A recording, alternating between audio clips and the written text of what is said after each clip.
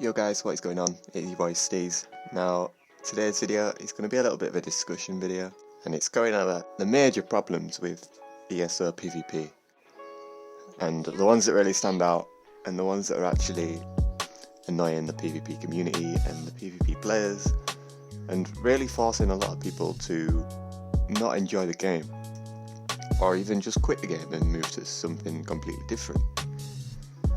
So I'm going to be going over what I think are the main issues, and I've chatted to a lot of people and asked them what their main issues are, and these are the ones that keep coming up, so I'm going to be going over them. So first things first, Alliance Lock. What a stupid idea. I get it, it's for the role players, live for the Ebonheart Pact, die for the Ebonheart Pact, all that carry on, but it's one of the most stupid ideas that they ever came up with, and in my opinion, ESO PvP been going downhill since they introduced this. On NA, it's not an issue, so you have other campaigns that are populated on NA. However, on EU, there is one campaign that is active. It's very laggy, it's kind of inactive compared to all the other servers. So everyone that's on that server is faction stacking to get any kind of fight.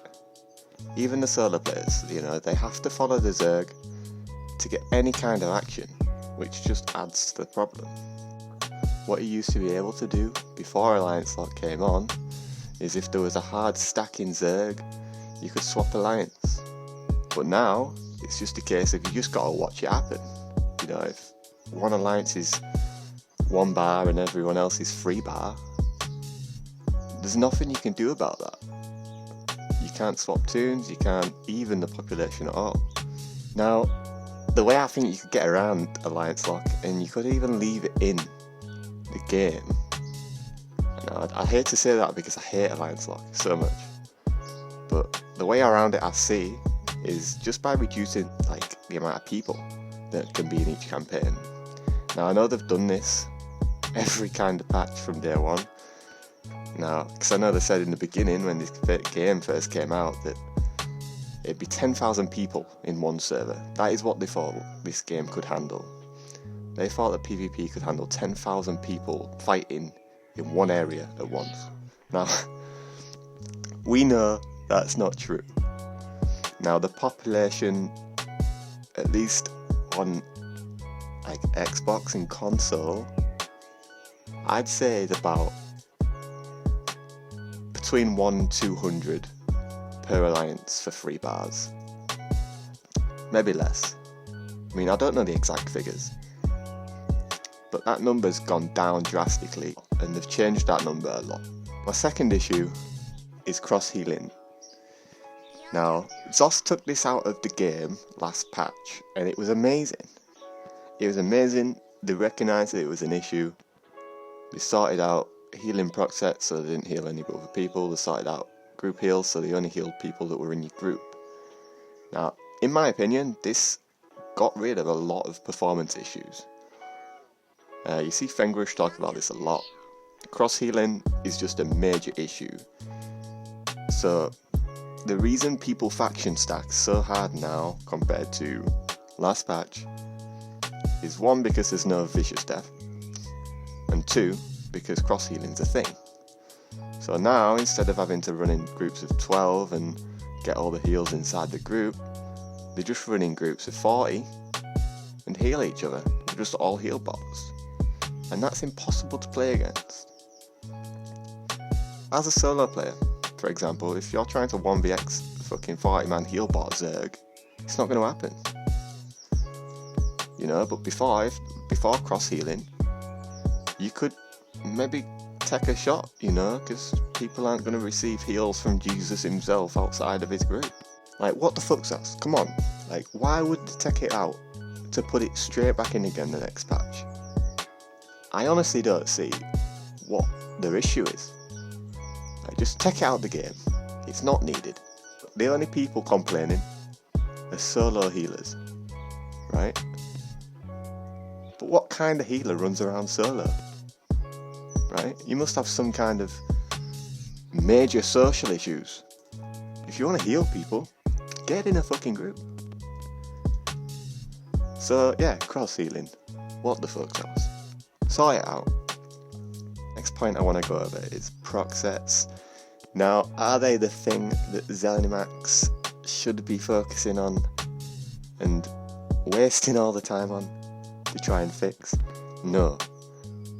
That is the real answer to that question. The only problem with proc sets last patch were Malacath. Now, they've nerfed Malacath in the patch notes, and I think that's all that really needed to happen. Now they're introducing all these new proc scaling values and all this just crazy stupid shit, and is this the thing that they should be focusing on? Proc sets aren't the problem with PvP. Now, there is a couple of proc sets that stand out as being a problem with PvP. They are Crimson, Calirians, all the fucking hard one-shot proc sets, and you know, the ones that allow you to face tank a Zerg. Like, yeah, they need nerfing and they need toning back a lot, but you know, affecting every proc set just to deal with a couple of bad ones just seems stupid to me. And they were talking about how proc sets were adding stress to the server, and that's why they took them out, so they could look at the performance and try and get rid of all these issues, but they haven't even done anything, dude. They've took proc sets out of Cyrodiil, and performance is no better. And they're going to put proc sets back into Cyrodiil with all these new calculations for the procs, and you know, if your procs scale off your damage, and your damage is always changing, those tooltips are going to be up and down and up and down, and all these calculations are going to be running through the server, just adding more stress. Now, I don't see the logic in that, especially since they've just been focusing so much on proc sets and saying that they are the reason for the lag, which is not true. I think that they're just keeping our eyes away from the real problem, and that is performance. Alright, so next point I want to go over is Battle Spirit. Now, is this the right way to separate PvP and PvE? The simple answer is no. The most logical thing to do, and a thing what a lot of MMOs do, and a lot of games do, a few that come to mind, RuneScape, BDO, quite a few MMOs do this. So they have separate servers, one for PvP and one for PvE, and that way they can make changes to PvE without affecting PvP. Now, Zenimax seem to think that PvP and PvE can be balanced together. Now, we all know that this is not the truth, and we all know that that's never going to happen. Class balance is non-existent in PvP, and this is why. Because you can't balance PvP and PvE. If you had separate servers, you could change the sets for each server, you could change the values on each server, you could do anything, you could make so many changes just by having separate servers and keep it all separate from each other. Now, this is what most MMOs do, but not Zos. They like to do it the hard way. So, Battle Spirit, I don't think that's the right way to go. I mean, they've got the right idea doing something like that, but that is not the right thing to do. I think what they've got in Battle Spirit at the moment is fine, you know, reduce shield size, reduce damage taken, all that carry on. That makes sense. But I really don't think that that is the right way to separate PvP and PvE.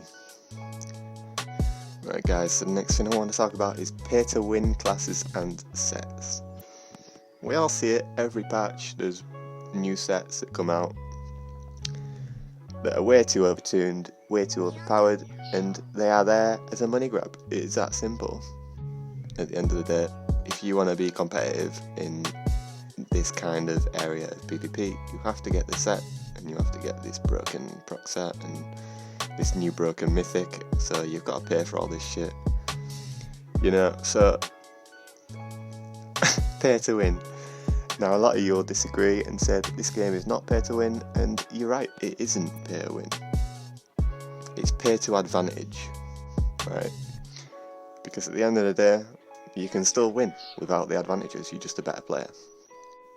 A lot of people will follow the most cheesiest sets and the most cheesiest class going, which is usually the ones that you have to buy through DLC or ESO Plus or yada yada yada.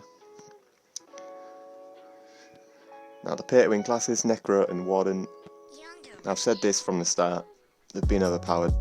They beat the other classes by a long shot. The other 4 classes, Sorc, DK, Nightblade, Templar, they all have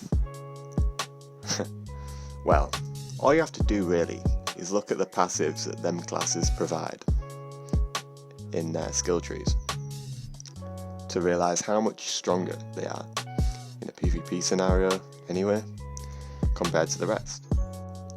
Is that pay to win? No. Like I said before, it's pay to advantage. If you've got better passives than everyone else around you, you're gonna have an easier fight, and it's that simple.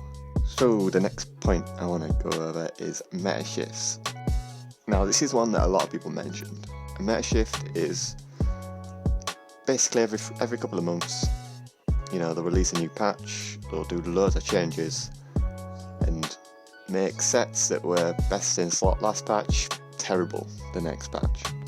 Meta shifts, they just demoralise the players. You know, these people, they spend money, time, upgrading, farming, buying all the gear for it to just become useless in a couple of months' time. That happens pretty much every patch. I get that they need to add these meta changes to keep everyone interested in the game and keep it fresh, but meta shifts, they happen way too often and it's killing the game. So my next point is Zerg mentality. As I mentioned earlier, people just run around in 40-man healbot Zergs.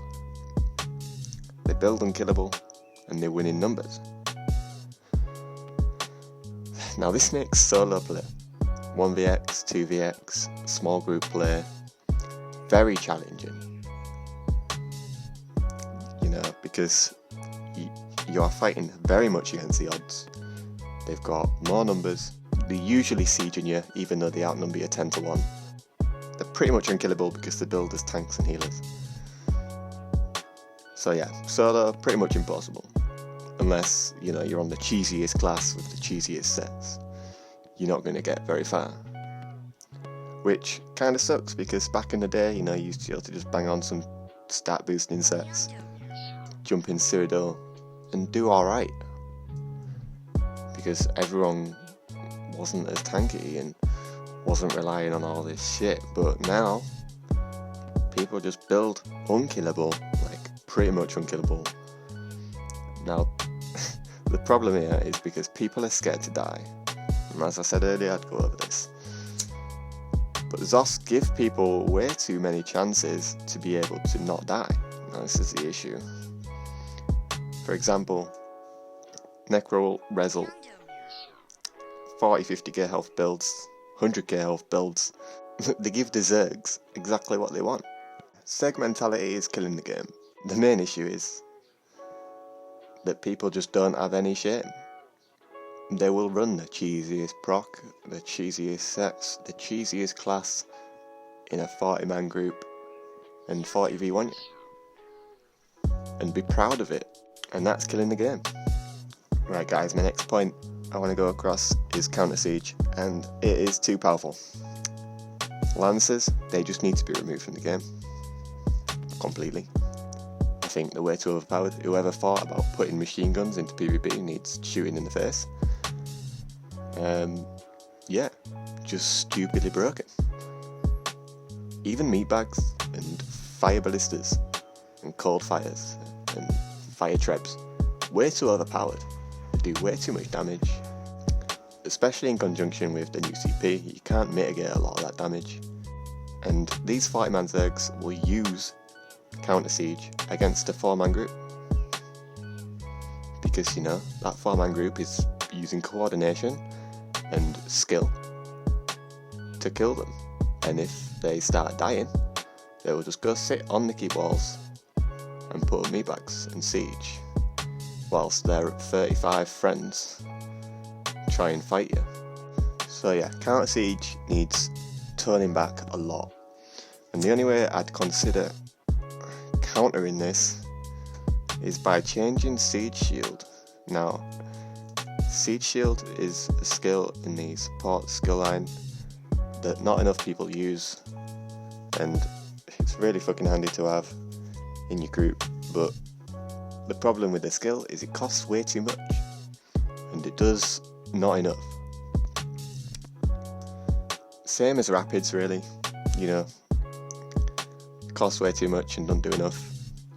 Same kind of thing. I think Siege Shield needs reworking, personally, to be able to counter how strong the Counter Siege is. Because people never use Counter Siege to counter siege you, they just use it to zerg you down. And like Counter Siege was originally put in the game to help small scale deal with zergs, but it's getting used the other way around. People in zergs are using it against small scales and solo players. Like, it's just AIDS. Turn back Counter Siege. Second to last point here, guys, we're getting there. This one's a biggie, and that is health desync. Everyone that's played the game since day one will remember a time when Snipe was actually the only health desync in the game. Once upon a time. How many abilities do you know that desync you now? I can name at least 10 off the top of my head. At least. And the fact that they think that they are addressing the desync just winds me up even more, because every time they say they fix the desync, they add another one in. Like, just leave it alone, dude. Stop fucking it up, because every time you try and fix something, you break it. And this is just sauce in general, I'm afraid. They're just absolutely useless, and they couldn't fix a flat tyre, bro, honestly. Like, I really have very little hope for any kind of health desync being fixed in the future, because they just add more and more into the game. Now guys, my last point, and this is the biggest one, obviously, and this is the one that, when I asked people what were their main issues with the game, this is always the first one that came up. Performance. Skill delay, game crashes, constant in-game bugs, more and more with each patch, you know, visual delay, game's just general inability to perform smoothly at all, like even in unpopulated areas. You know, 6 years down the line, and they still haven't addressed this at all, and it gets worse every patch. It gets worse. Why? Because they're making the game bigger. They're giving all these new players another patch and another DLC to play, and the game is huge. Consoles can't hack it. It's that simple. Anyone on console or the old consoles, their consoles just cannot hack how big the game is. And it causes the game to just not work. And this game kind of relies on things working, you know? You're already against the odds if you're fighting solo or small scale. And when performance isn't going your way neither, and you've got skill delay and grey skill bars and roll dodge takes like 5 seconds to get your skills back, and chunky gameplay and all that carry on, not healthy. You can't play the game in that situation, and it just gets annoying to play. Like, to the point where people just fucking log off, like, in prime time, because it's just unplayable. Now, Greyhost, performance in Greyhost is just terrible. And I want to take it back to my first point of Alliance Lock, and this is the reason. Because people fighting that one campaign is laggy as fuck. No one will go to the other campaigns. You know, on NA they will. You know, the other campaigns have some action. But the fact that everyone just stacks one campaign is the reason why it's so laggy. You know, Blackreach. If you go into Blackreach campaign, performance is much better, but you're fighting like barely anyone, so it's boring. Performance, honestly guys, I really can't see them fixing it, because the more they add into the game, the worse it gets. And the only way I can see any kind of improvements coming is if you've got the new Xbox or the new PlayStation or a PC. And even then, I really don't think that... I mean, I can't say because I haven't played the game on the new consoles yet. And I know a lot of people that have said that, you know, load screens are better and all this. But performance is the main issue. You know, if you can't get a skill off at the right time in PvP, you know, it's game over. If you can't get that clutch rally roll dodge or vigor roll dodge, it's over. A lot of people have quit the game because of Zots not caring about performance. So that's it for the video, guys, really. Let me know what you think below. I mean, anything that I've talked about that you disagree with or think I'm wrong, you know, let me know, because I mean, I've gathered information from several different people across several different servers, and they all say the same things. But, you know, if you have a different opinion, I'd love to hear it below. Let me know. You know, just because I made a YouTube video about it doesn't mean it's right. So, it all goes on everyone's different experience with the game. But as a general rule of thumb, you know, these are the issues, and I really just wanted to put them out onto paper. If you enjoyed the video, guys, don't forget to subscribe to the channel. It makes a huge difference. Helps me out with that YouTube algorithm and ting. If you could do me one thing, any YouTuber, give them some love. You know, just like the video, subscribe. That's all you need to do. And this has been your boy Steez. Peace.